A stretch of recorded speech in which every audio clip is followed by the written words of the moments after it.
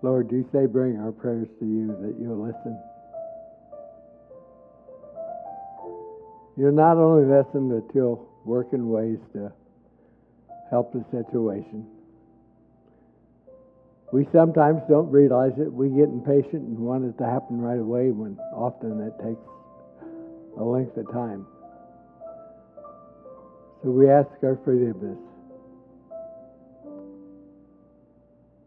This is the day that our nation, they've asked to start praying for it. You say in the Bible that if your people return to you and ask, you shall forgive. And so we come this morning and we ask for our nation, for our leaders, for our country. We've fallen a long ways from you. So bring us back to you. Bring God back to the schools. Bring God back to the public. For that we know that there's no other God but you, and no other God like you. You're a God who listens and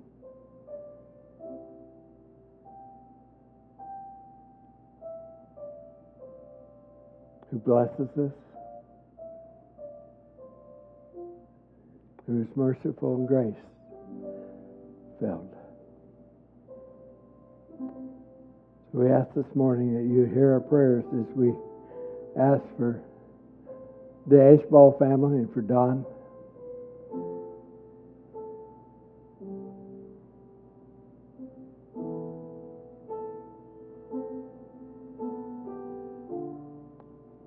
Lord, hear our prayers.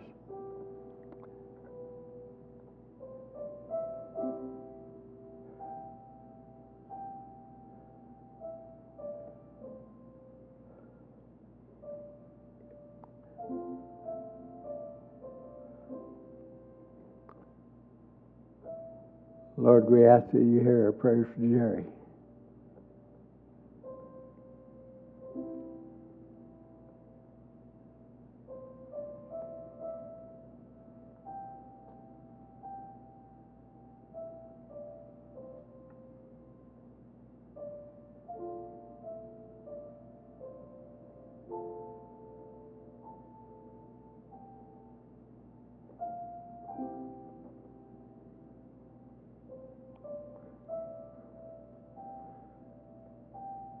Lord, hear our prayers. We ask for Lori, Lord, who suffered a compression fracture.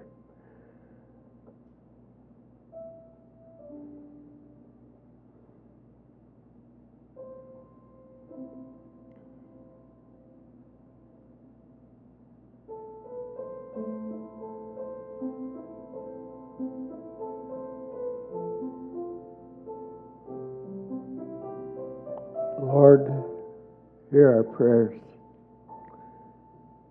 We give thanks, along with Sandy,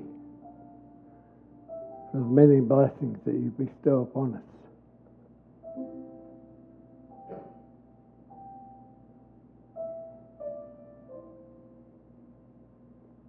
Lord, hear our prayers.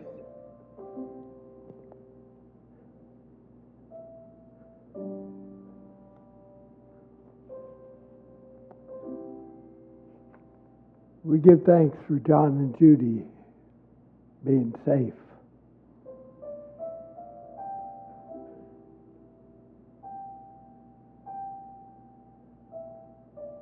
Lord, hear our prayers. But we also pray for their neighbors, Lord, who have lost property. And as far as we know, no one was hurt, but if they were, we ask prayers for them.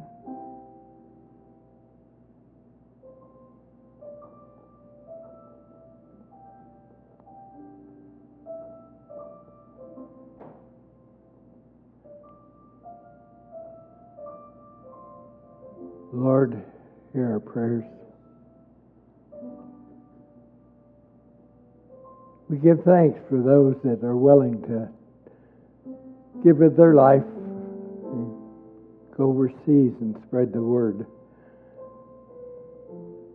And those that here in America that are spreading your word. Hear our prayers for them.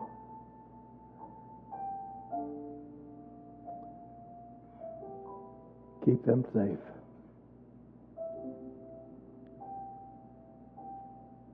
Lord, hear our prayers.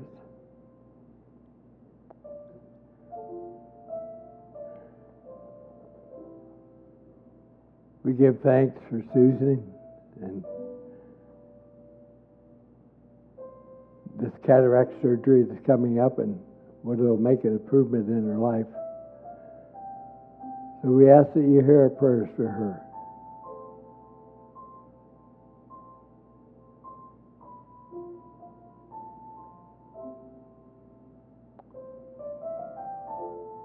Lord, hear our prayers. I ask for prayers for our congregation, Lord, that we might be a willing servant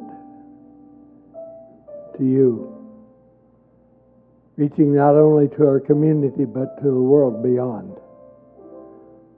Lord, hear our prayers.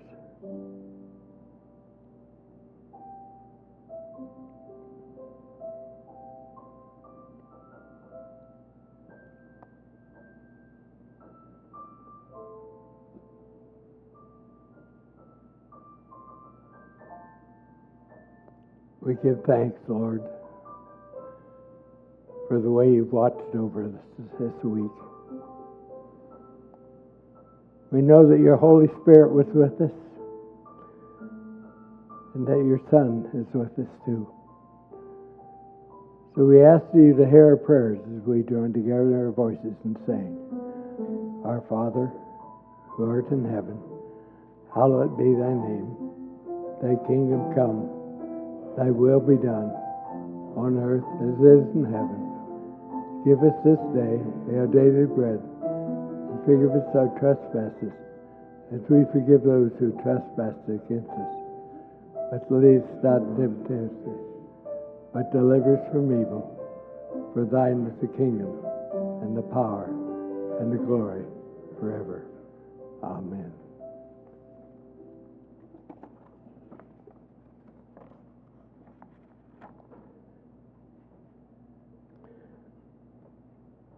Let's join our voices together in singing wonderful words of life.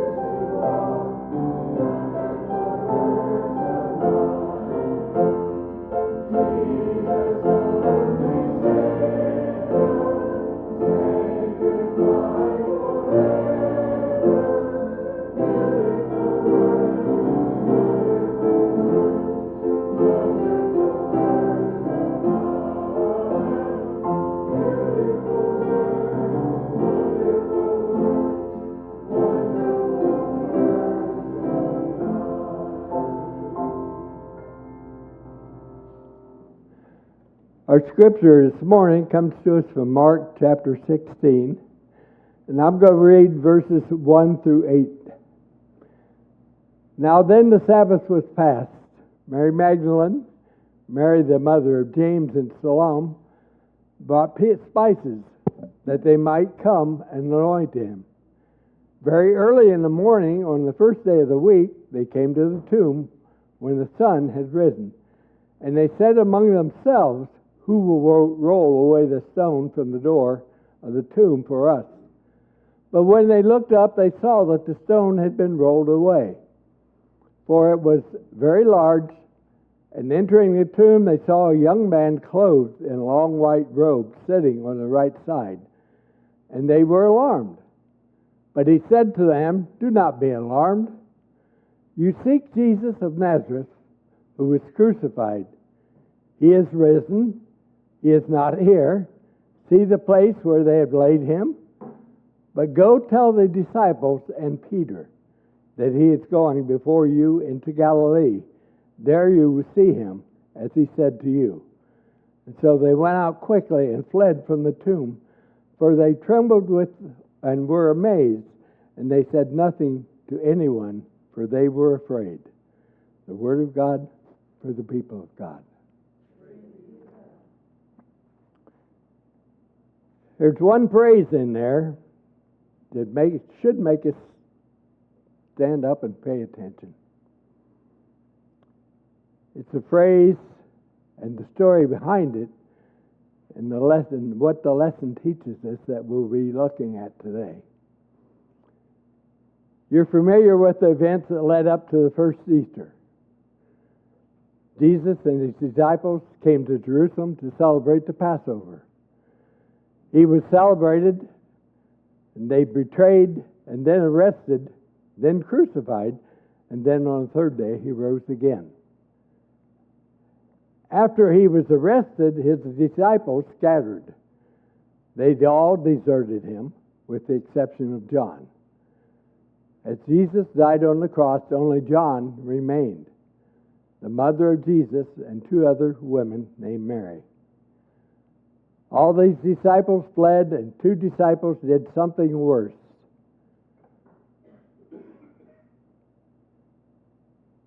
The two disciples were Judas and Peter.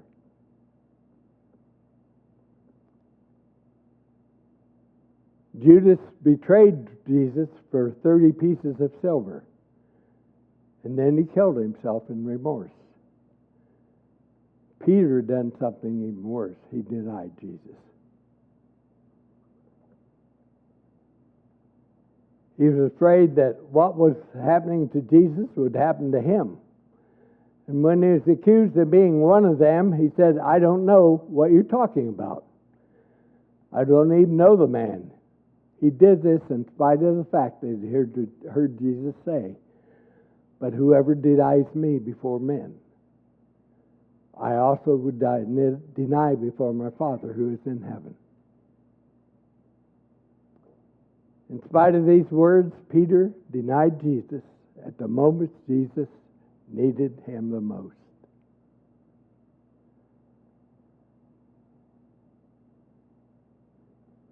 You know, I've always thought the worst sin was denying Jesus or denying the Holy Spirit that's in us.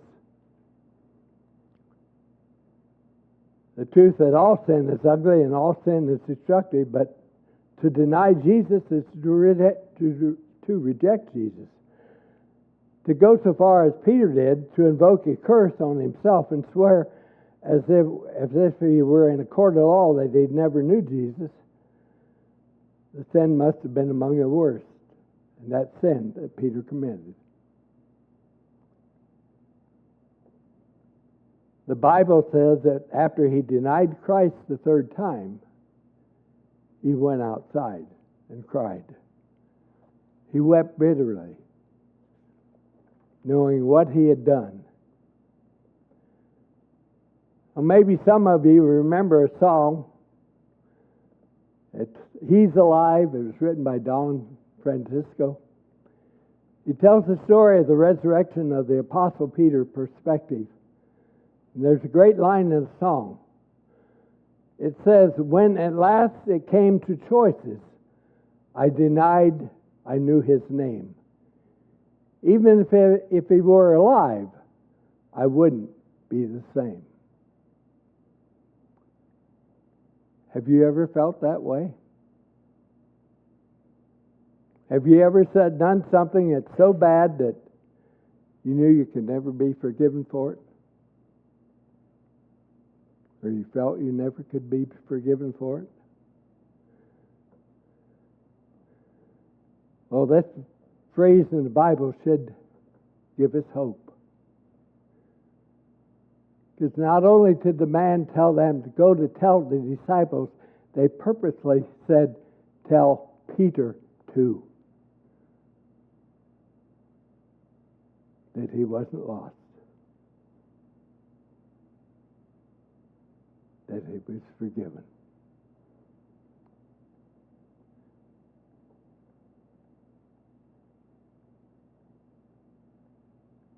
Can you imagine the point that Peter thought he was no longer a part of the group? But more significantly, could you imagine the point the group thought that Peter was no longer a part of the group?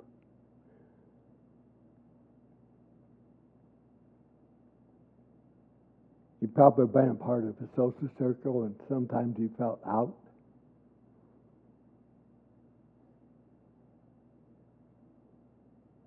You know what happened next though? Peter was forgiven. He was restored. He became the leader of the church. And just a few weeks after these events, it's the same man that taught to thousands of people. And they all come to know Christ as Lord and Savior.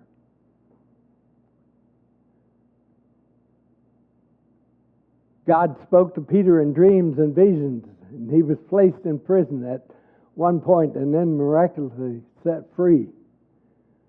When he walked down the street, people sought to be in his shadow. Convinced that his shadow passed over them, they would be healed. And according to a historical legend, Peter died by being crucified upside down, saying, I'm not worthy to die in the same manner as my Lord.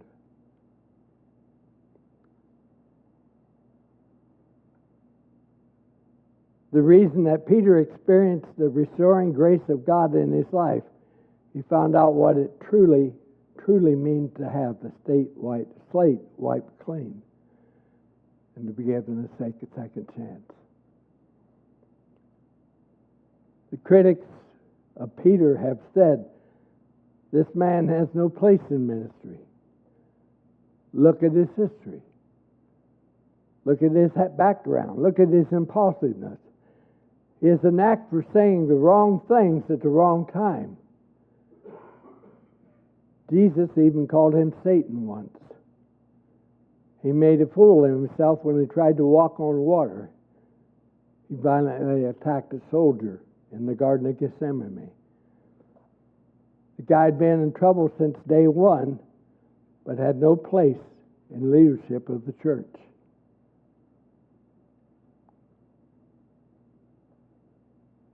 But God doesn't look at what the world looks at.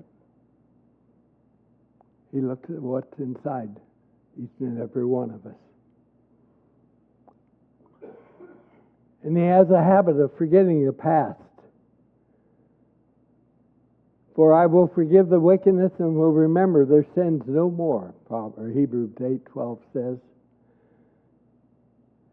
And then in Hebrews 10:17 he says, there means your sins and lawless acts I will remember no more.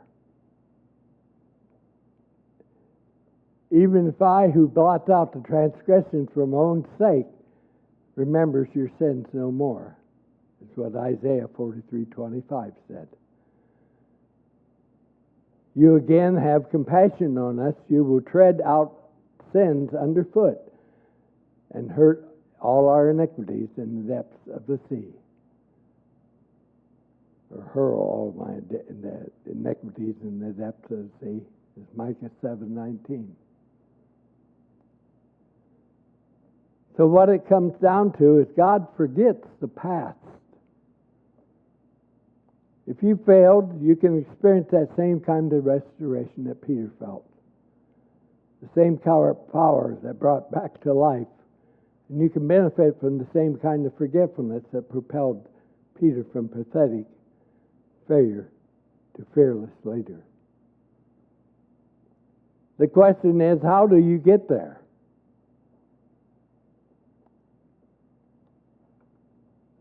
How do we get there? The first thing is you got to keep the door open. You got to keep the door open.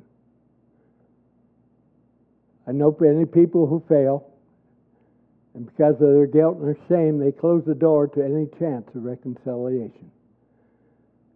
They make God's decision for him. They decide, he's through with me. I won't bother him again. I've had friends like that.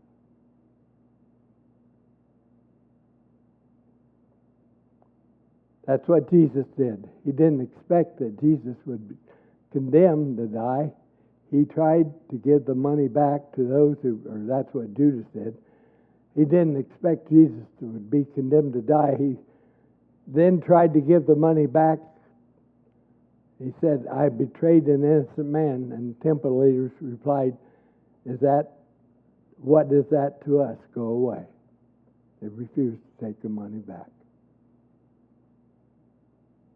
He threw it on the floor. They eventually picked it up and used it to buy a graveyard. But it didn't help him. Because he closed the door on the grace of God. Judas didn't wait to see what would happen next. He didn't consider the possibility that he could be saved or forgiven or restored. Instead, he went out and killed himself.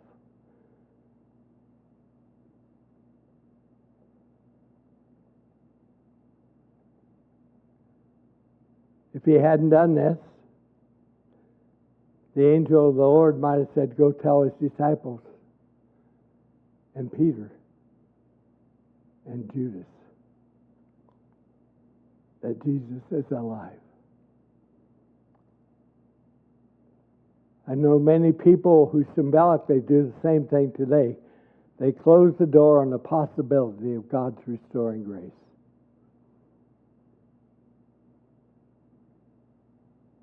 I don't want to minimize the gravity of a sin or any other kind of sin, but God can use a man after walking with Jesus 3 full years, actually stood in a public square and shouted at the top of his lungs that no connection at all with Jesus Christ.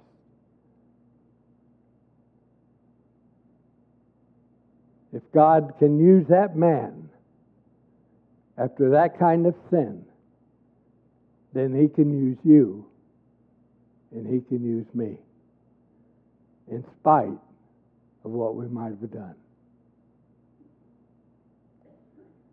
So keep the door open. If we close the door, there's no chance. But if we leave the door open, God is waiting there for us. Then you got to keep the light on. By this I mean, if you want to experience the restoring of grace of God, make sure you continue to allow the light to shine in your life. How do we allow the light to shine in our life? Well, one of those little ways is do that. Do a devotional. But it's not just reading the devotional. It's reading the Bible that goes along with it.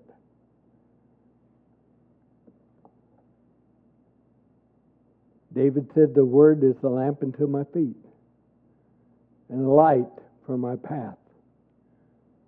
When you read the Bible, you encounter God's people. People like Peter, like David, like Jonah, Abraham, and Moses, who foolishly turned their back on God and committed a sin that man of God shouldn't commit. Yet they were all miraculously restored to your grace by God. If you feel far from God, reading the Bible will help you reconnect, because the words of Scripture speak to your heart and help you find your way back home.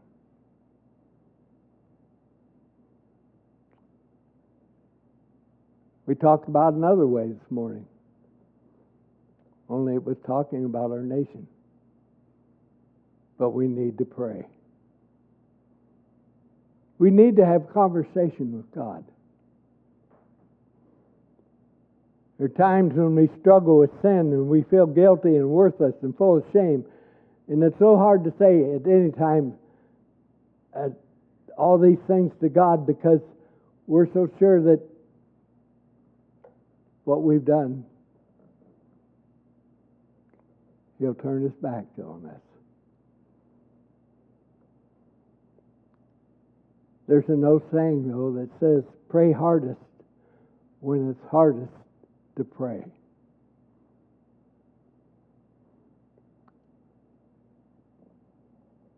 It's hardest to pray when I feel like I'm God's biggest disappointment. But that might be when it's most important to pray.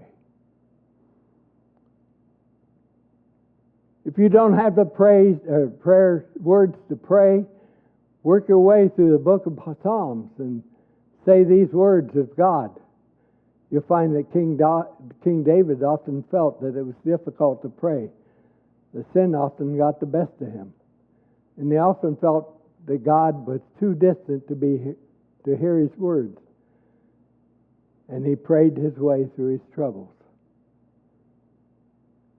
You ever read the Psalms? I've spent about a year in the Psalms, reading through the Psalms every month, the whole entire book. I still don't understand it. But in there you find God. You find a loving God, a God who cares for you.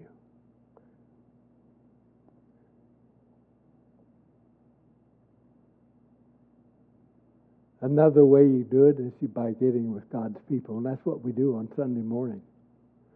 But hopefully we do it more than just Sunday morning.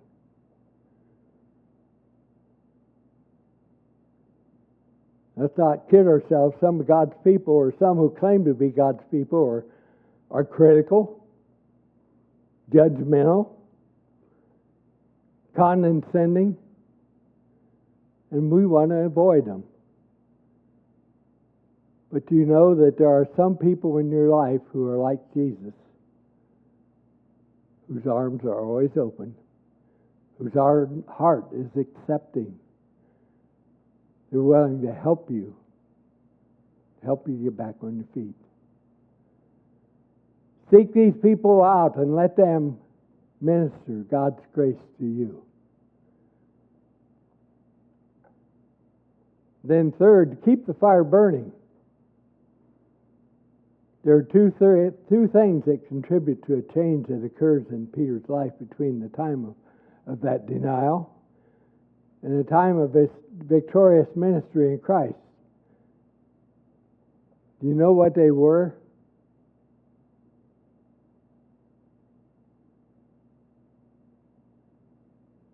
First off, he got serious about loving God, loving Christ. In John 21, Jesus and Peter have a conversation in which Jesus restated to Peter, so to speak, to his position of leadership. 3 times in the conversation, Jesus asked Peter, "Do you love me?" 3 times Peter responded, "Yes, Lord, I love you." There was a lot going on in that conversation, though, that we don't often pick up on. It makes a good sermon all by itself, but central to this conversation is the challenge Peter accepted to love Him even more and to serve Him by serving others. The fire of Christian life is not the ritual, it's not the tradition, it's not hymns, it's not sermons, it's not potluck dinners, or anything else we do here at church. The fire of the Christian life is your love for Jesus Christ.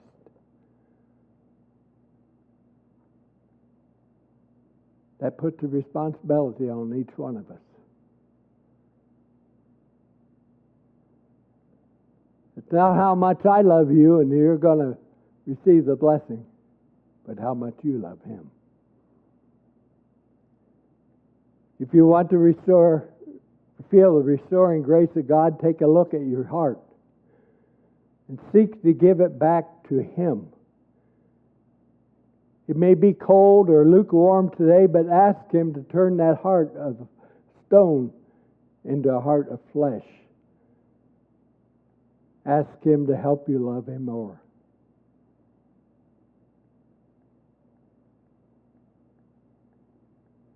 Then seek the Holy Spirit. You all received the Holy Spirit in baptism. Did you put Him in a nice little box and put Him up on the shelf in the closet? Or has He got the run of your whole life? After resurrection, before Jesus ascended into heaven, He told His disciples, you will receive power when the Holy Spirit comes on you. The crucial part of the restoration process is an experience with the Holy Spirit. You cannot live your life on your own power. You can't walk on your own strength. You need the power of the Holy Spirit in your life. You need to be filled with the Holy Spirit. Paul said, live by the Spirit, and you will not gratify the desires of the sinful nature. Galatians 5:16. He also said, do not get drunk on wine, which leads to debauchery. Instead, be filled with the Spirit. Ephesians 5:10.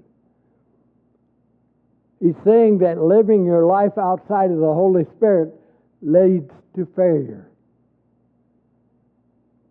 It leads to sin. It's what got you in the mess in the first place. After Peter was filled with the Holy Spirit on the day of Pentecost, his life changed. He began to walk in the power of God and began to work through Him. If you want to restore by God's grace, open your heart to that Holy Spirit. Ask Him to come and fill you with His presence,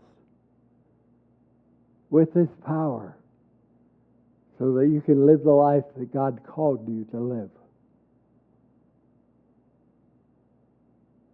I think the church has forgotten that in many ways.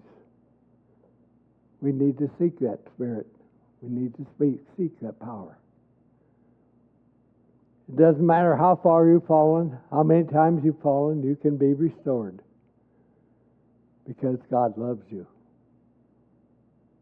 In the words of Woody White, there ain't a thing you can do about it. The guilt, the failure, the shame, these things can be washed away by the mercy of God. You can live your life instead with a sense of hope and joy and freedom, knowing that you've been forgiven. God is not a God of the forgotten past, and He is a God of the brand new day. Not just another miserable day filled with the same old failures and defeats, but a new day. Yesterday's forgotten. This day is a day of restoration. This day is a day of victory. This day is a day of power. And it can all be yours. If you've fallen, if your life is where it once was, Where you want it to be, it can be restored by the power of God's grace. Even if you're tempted to give up yourself, don't give up. Keep the door open. Let Him come into your life with mercy and grace. Keep the light on. Keep His light alive in your life through His Word, through prayer, and through fellowship. Keep the fire burning. Return to the first love. Ask Him to give you a heart of love for Him. And then ask Him to fill you with the Holy Spirit so you can walk in His power. And let Him do His work in you by His grace. Because each one of us can be restored. Amen. Would you pray with me?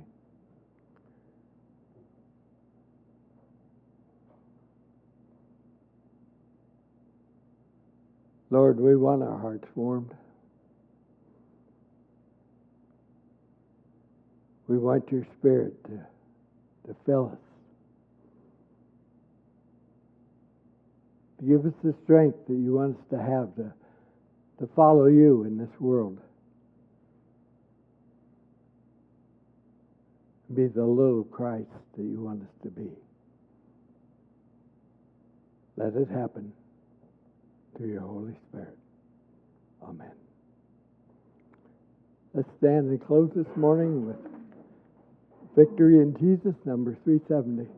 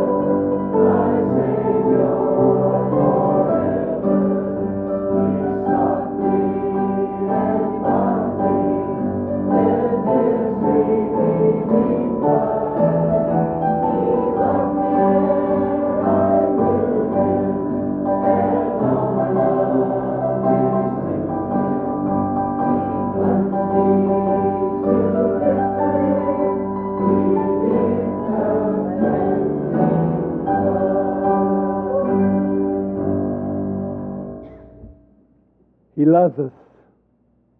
There's not a thing we can do about it. Remember that as you go forth into the world. Because we go not alone, we go in the name of the Father and the Son and the Holy Spirit. Go with God's peace. Amen.